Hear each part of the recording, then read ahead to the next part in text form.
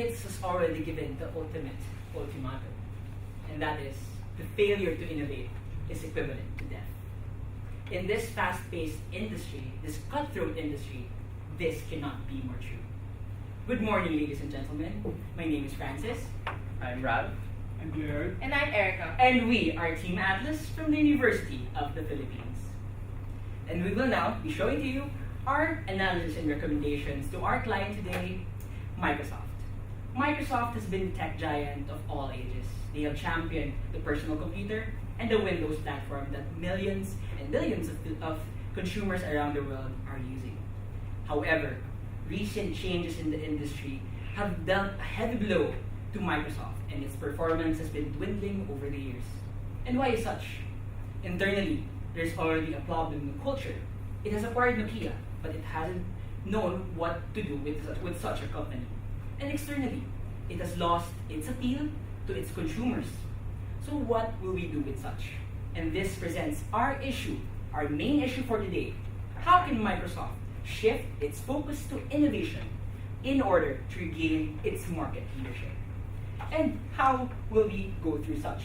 By pursuing such issues as, first, inculcating a culture and innovation. Has it done it? How can it do it further? And how can Nokia, the acquisition of Nokia, be part of this? And second, how is the lack of integration between the mobile and its platforms will look into its products? And how will be able to integrate its products to create something of appeal to its consumers? And lastly, how does it balance its competition with its vendors? Now that it's pursuing a new strategy, how will it affect its relationships? Now, our outline for presentation or framework of our discussion today will first present all the issues and then look into the analysis of each. And through the analysis, we'll show you the alternatives that we have come up with. After the alternatives, we'll assess each alternative and show the perfect recommendation. And just a brief show of a recommendation, it's really all about innovation, integration, and the strengthening of relationships. Now, to first start our discussion today, I'd like to call on my colleague, Gerard. Thank you, Franz.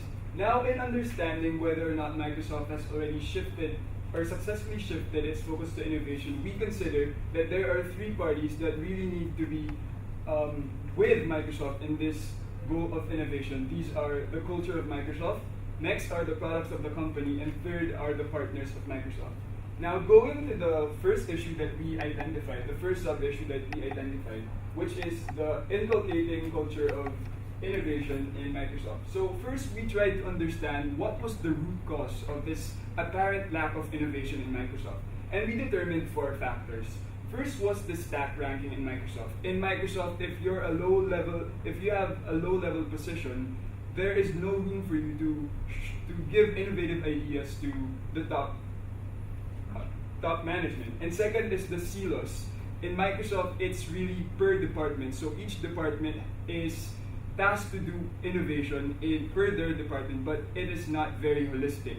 They are not one in their drive for innovation. And third is the current political environment in Microsoft. Currently, the top leaders just resigned from their positions, and a new CEO has just entered. So there is really a growing political problem in Microsoft right now. And fourth is the acquisition of the recent acquisition of Nokia. And this is problematic because Nokia is from Europe and they have an entirely different culture from Microsoft. And moreover, Nokia only has 30,000 employees as compared to the 100,000 employees of Microsoft. So now they're having problems in inculcating this culture of innovation because so many restructuring has happened within the past years in Microsoft. So now, this is how we analyze it. So Microsoft plus Nokia, and their culture is not conducive to innovation as of the moment. And what the CEO did to solve this problem is the One Microsoft initiative. However, this One Microsoft initiative is new, and there's really no real collaboration yet. So we believe that something else has to be done in order to fully integrate this One Microsoft culture in Microsoft right now. Now, the second sub-issue that we identified is the lack of integration between mobile and platforms, causing the weak performance of mobile in the market for Microsoft. So this is caused by the chicken and egg problem. Currently, the mobile devices of Microsoft has a very small market share. And why does it have a very small market share? It's because no app developers are developing applications for Microsoft. So because of the weak market share, no one manufactures or produces anything for Microsoft, and because no one manufactures or produces anything for Microsoft, there's weak market share. So it's really a circular problem. And the second one is, because of this, there is a lack of consumer interest for mobile products of Microsoft. Now we proceed to analyzing the two customer bases of Microsoft, which are B2C and B2B. So mostly for B2C customers, their needs are mobile applications and functionality. And for the B2B customers, their needs are office-based solutions, the ease of use, and the functionality. Based on our analysis, Microsoft doesn't have enough applications to spark the interest of consumers, but it has the functionality. Its mobile devices has great functionality. Moreover, for the B2B segment, it has its Microsoft Office software, and its phone is very easy to use, similar to BlackBerry. However, BlackBerry doesn't have the cloud services that Microsoft has, and you can see that based on functionality, Microsoft has it all. So now to analyze whether or not Microsoft should still continue with its current operating system or should it switch to a different operating system, I now turn you over to my colleague Ralph. Thank you very much, Jared, for emphasizing the issues on the Windows ecosystem. So with that, we have actually posted two alternatives here. Should it pursue to enable to solve its chicken and egg problem? Should it pursue going into Android, or should it just maintain and really revamp its Windows system for the mobile? So we have set here the pros and cons for each alternative, and these are as follows. For the pros of using Android, there's actually a big consumer base as of the moment. HTC, Huawei, ZTE is actually in the bandwagon of actually using Android in their mobile phones. So this increases the appeal for app developers to create such and such. These creating a lot of apps and thereby increasing the consumers using the Android system. However, if we pursue this strategy, there's a risk that we will be very dependent on the competition, and if we want to sustain our growth, I believe that this is a risk that really needs mitigation, because you are being very dependent on your competition, on one of your competitor, which is Google. On the other hand, we have the option of actually just revamping the Windows system and really trying to solve the chicken and egg problem. For one, the pros of this is a very long term. This is a strategy that's very long term, because you're exclusively handling your own system. You're not being dependent on your competition. And however, again, there's a threat that the chicken and egg problem would occur. So basically, in this issue, we just need to identify how to solve the chicken and egg problem, and how to actually spark the interest of people to actually use the Windows system, and thereby increasing the app developers to develop more apps. So with that, now let's proceed to this third issue, which is the balancing with competition with vendors. So this is a quick analysis of the different segments, business segments of Microsoft. So we have here the business, the servers, the Windows. This is entertainment, which is Xbox, and this is the online. So you can see that a majority of its revenue is from the business and server section, but we believe that these segments are actually stable as of the moment.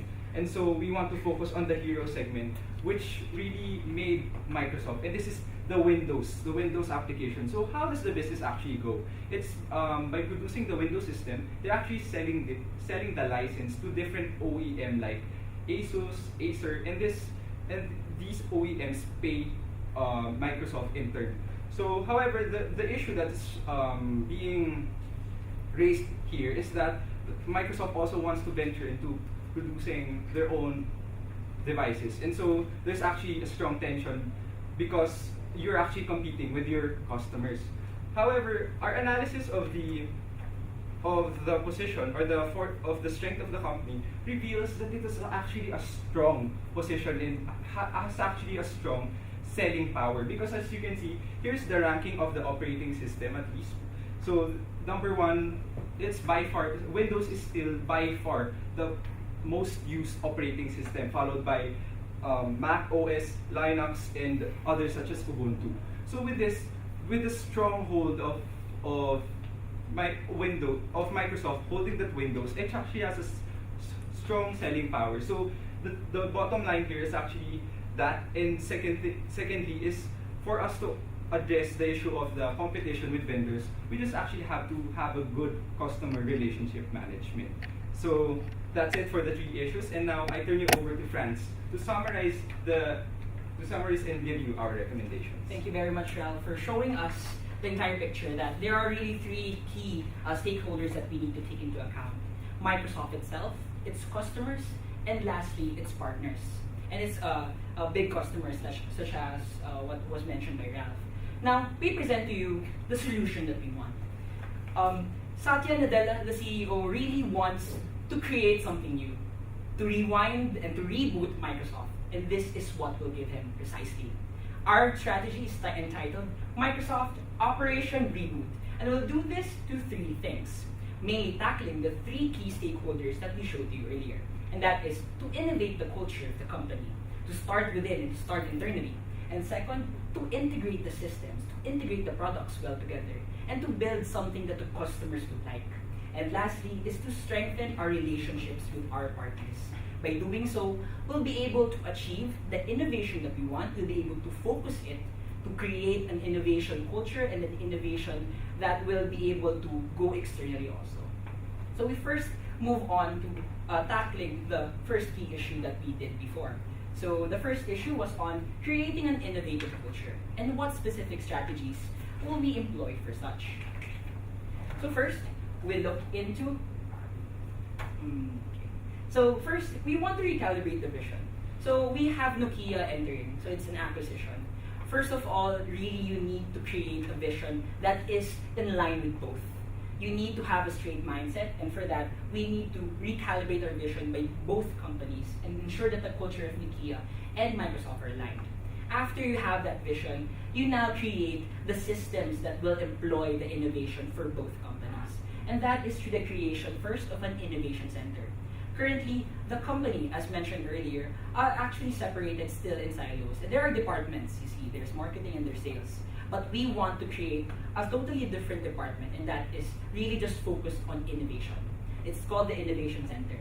And it's a department dedicated to facilitate the implementation and also the sustainability of the innovation initiatives that we'll be mentioning further. More than that, we'd like to create a new role, such as the Vice President for Innovation, in order to really inculcate that culture from the top and also to the bottom later on. So first off, we'll first mention the 80-20 innovation culture. Did you know actually that Gmail was not, or Google Mail, was not actually made from a project of an employee? It was actually made out of a separate project, totally different from what he was doing. It was just a spark in his head. So this is the culture that we want to create. We want to create an 80-20 innovation culture. And what does that mean? 80% of your time will be dedicated to your own project. But 20% will allow you to go outside your department and look for projects that are really innovative and look cross-department, cross-culture, and cross-regions to really look for partners wherein you can spark that innovation in your head. And this will foster the culture and inculcate all the 132 or 130,000 employees of Microsoft and Nokia. This will be implemented in both companies. And lastly, we want to create an innovation score. And what is this? This is a rewards and recognition program that provides incentive to employees. Currently, it's just really all about performance, but we want to inculcate that culture, that innovation culture in all its employees. So this particular innovation score is part of your score as to your performance also.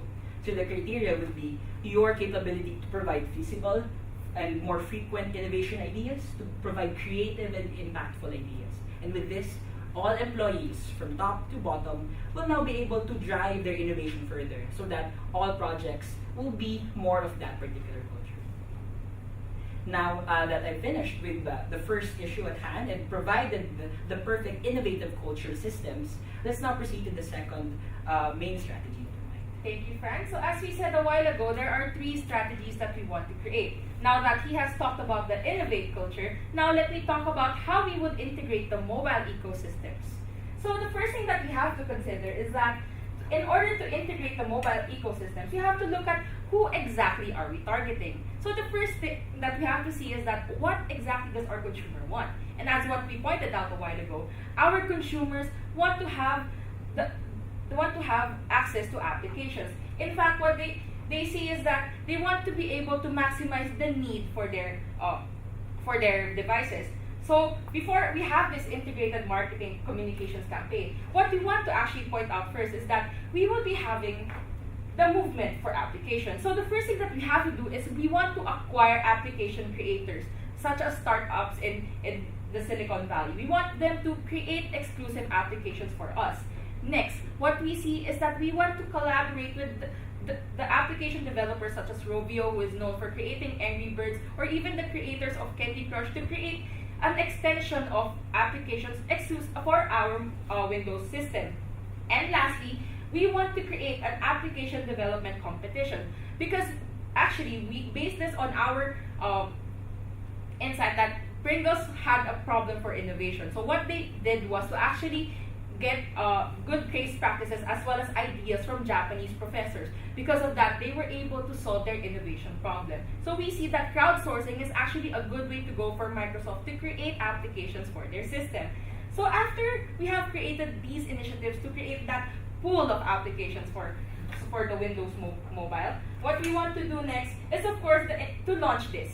So how will we launch this? We want to make our consumers aware that we have companies who are creating these applications for us. So we would utilize this to our above the line and below the line initiatives to tell them, hey, we have Rovio developing applications for us. We have a Candy Crush for Windows Phone. And next, of course, we want this to be sustainable and that our consumers would purchase our application. So of course, one thing that we considered is to have a one-day free app download in order to gain interest from our consumers. Of course, we also want to have discounts and freebies for them, as well as utilize YouTube videos to tell people about the different initiatives that we have in the long run. So after seeing that we have this consumer market, we saw that there is another potential for us, and that is tapping into business. As we all know, Microsoft is known into creating business solutions. In fact, that is how Windows grew, because tapping into business is what is generating the revenue. So we think that the Windows Phone is actually good to tap into the business. We want to leverage on their need for productivity and leverage on the transition to the cloud. So what we want is, we wanted to give the message that Windows Mobile is the office-based phone. What we want to show here is that Windows Phone provides the different solutions that they need. You have Office 365 for office productivity and collaboration. You have Yammer for social networking. You have Link to communicate with each other. Microsoft has all of these that BlackBerry doesn't have. And given that BlackBerry's market share is dwindling way faster than its growth before, we see that this is the potential for Microsoft to tap into it and own that segment. So after seeing that we have the integrated mobile ecosystems, what we next want to do is to strengthen our relationships with these hardware producers. As we said a while ago, we wanted to assure that we value their relations. But how exactly do we value their relations? What we thought is to create cross-marketing initiatives with OEMs. Imagine this. On Mother's Day, in every single McDonald's in your country, you see a Windows Mobile in every single store teaching you how to create painting out of Windows OS. Collaboration with Asus, with Acer, and other OEMs would allow them to sell their products and at the same time show that Windows is suitable for their hardware. Those are the things that we considered in creating that. So just a short timeline of how we're going to do it. In the short run, we want to create to implement the innovation center so that in the long run we can sustain innovation. And lastly, we believe that the other initiatives can be done within the short and medium term. So I turn you over to Franz to conclude our presentation. Thank you very much, Erica. And just to showcase the impact that we have, and we really need to see here first that by innovating, we're able to internally cultivate that culture and make that culture. And by doing so, we'll be able to create our products and make our products more innovative. And this will be done through integrate and partners. We'll be able to use that innovation within and turn it outside. And by doing so, we'll be able to solve our issue on the lack of innovation to all our stakeholders. Thank you very much for listening. And we are Team Atlas, and we are now ready for your questions. Yes, so now we start our 2 minutes Q&A. I will do the same. I will check the time and I'm very strict as well for 2 minutes.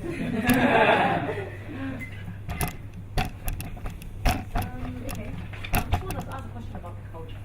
I note your comments that Microsoft needs to develop one Microsoft culture, and obviously that's important in terms of linking the Nokia and the Microsoft two entities together. You also mentioned that you need to have a recalibration vision. This takes a long time, obviously, in terms of culture being quite entrenched into companies. And in the meantime, you have risks involved in Nokia people leaving the company because they're not fitting into the Microsoft culture. So how are you going to solve this issue?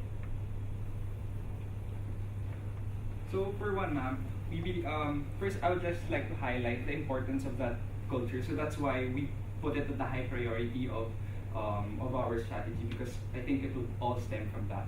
So we want to address that first, and we believe that the difference in culture could actually be addressed by having representatives from both companies, at least from the current employee base of both companies, and integrating them into the innovation center that we were talking about earlier, and as well as such as creating that high level position of VP for innovation to actually spearhead that innovation center. Yes, just to add to what Ralph said, Dan, it's all about really creating the innovation culture, and that's why we put it on top, because we believe that both companies are really innovative in their own sets, in their own skills. We have Nokia was really innovative in terms of mobile. We have Microsoft was innovative in terms of platforms and etc.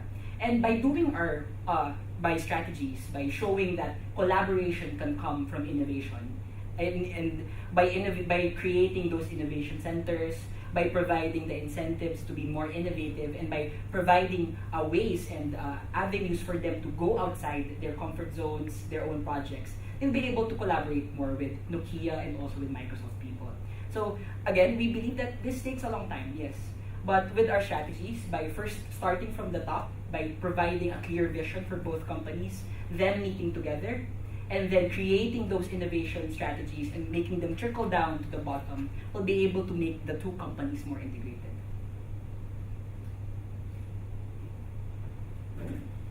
Okay. Now you mentioned about the problem of Microsoft itself. Actually, they are lagging behind the other major competitors, and then actually the market share is so small, right?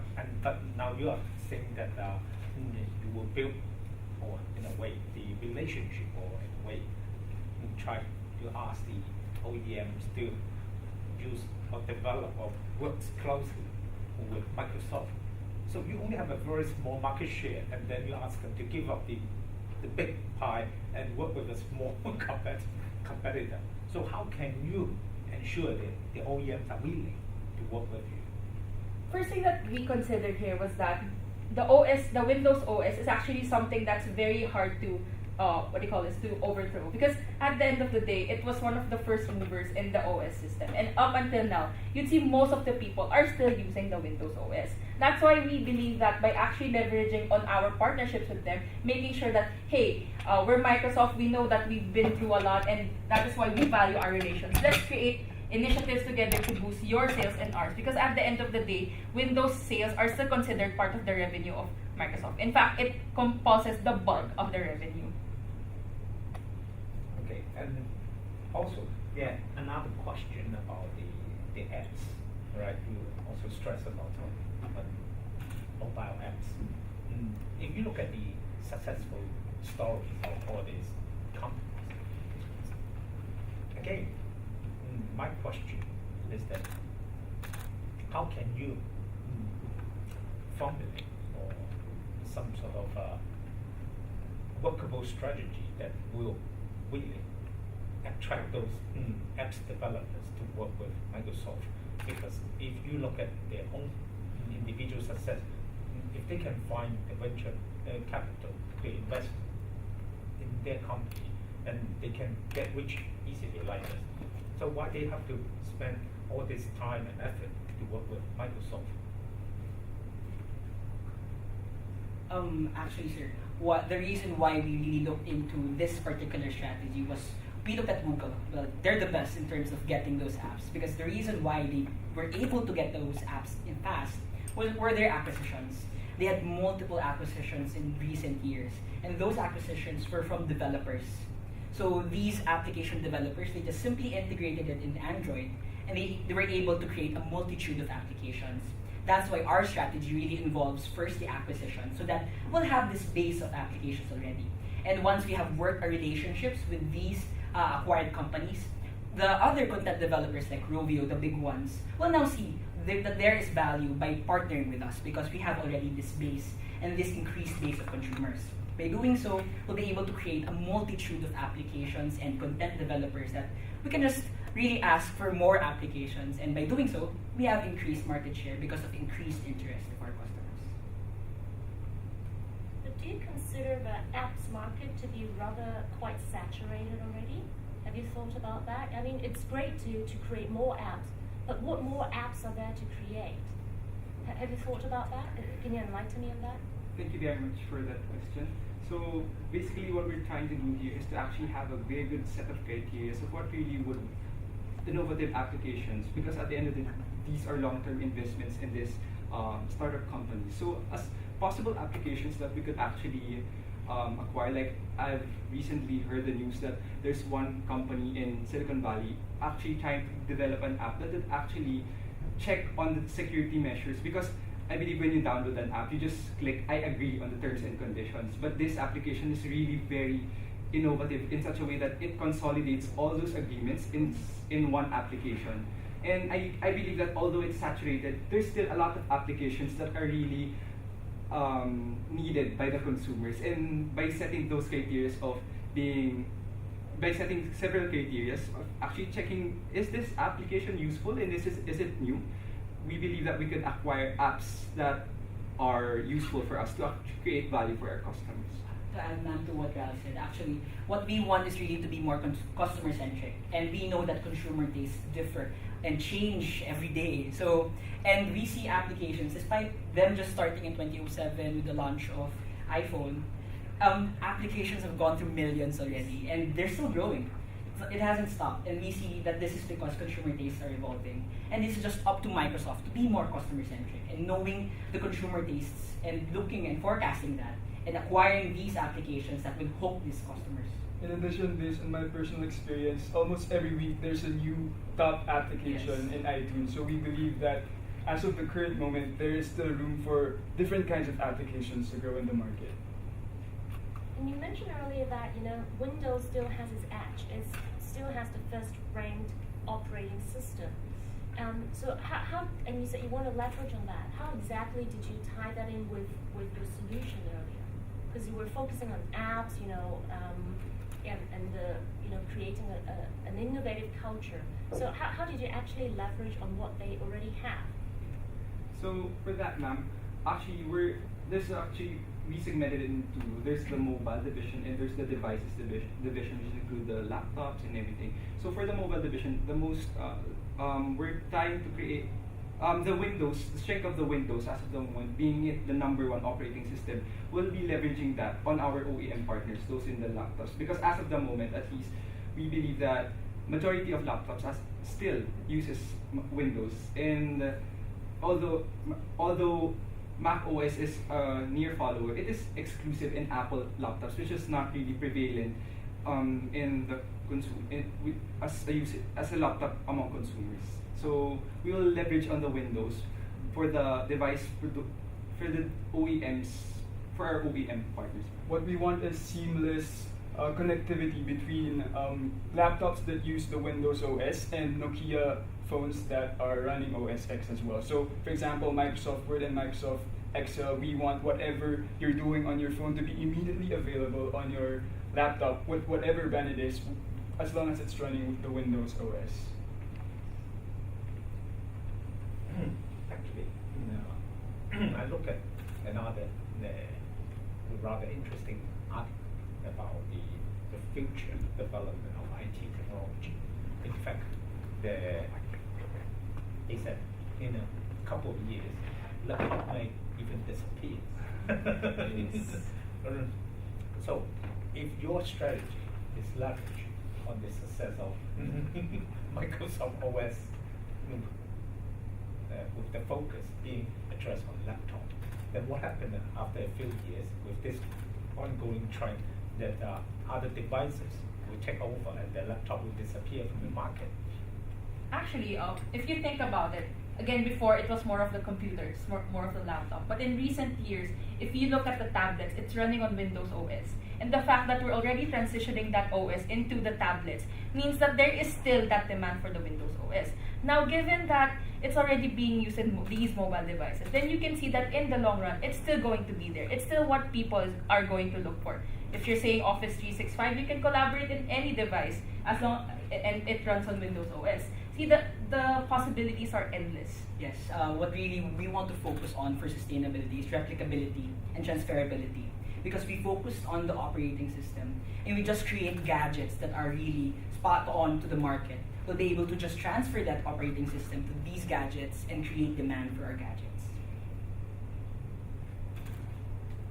I had an idea from you guys about the business phone concept, which I actually think is quite interesting. Thank you very much. So for that, obviously, can be quite different in terms of individual consumers versus business. In terms of business, obviously, security is a key thing. And that is why, even though you see a lot of businesses, they're not really using phones in terms of business email and all that. So how do you tackle like issues in relation to usage of phones in business, and how it then links back up to your other strategies, or whether it's So we go back to the existing softwares of Microsoft that is actually being used for office productivity. Let's go back. Link. Link is actually a system used for communication within our organization. So in terms of privacy, you're guaranteed that that is only within an organization. You have Yammer. You have a social networking site for your organization only that allows them to interact with each other. And of course, you have Office 365. Office 365 allows employees to collaborate with each other through the cloud. And we know that Wi-Fi, 3G, and all these cloud systems are already the next trend for businesses. And that is why we believe that Windows OS, as well as Microsoft's other products and innovations, is actually what enterprises are always looking at for office productivity. And another question from a different angle.